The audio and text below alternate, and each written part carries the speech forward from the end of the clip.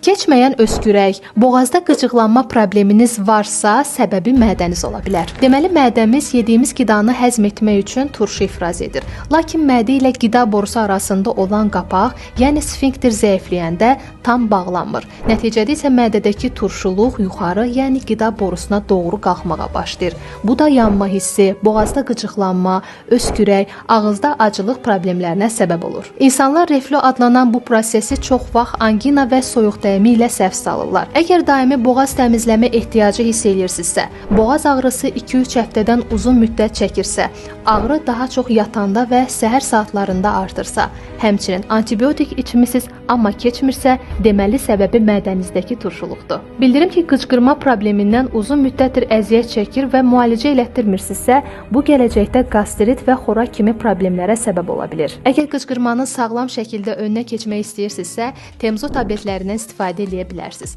Temzo tabletləri mədə şirəsinin turşuluğunu azaldır, qıcqırmanı aradan qaldırır və effekti bütün gün hiss olunur. Özəlliklə uzun müddətli dərman qəbul edən şəxslərdə bu tabletlər mədəni qoruma gücünə də sahibdir. Bildirim ki, Temzo tabletlərini bütün apteklərdən əldə edə bilərsiniz. Praktiki olaraq isə dərmanla yanaşı yatmamışdan ən azı 3 saat əvvəl yeməyi bitirin.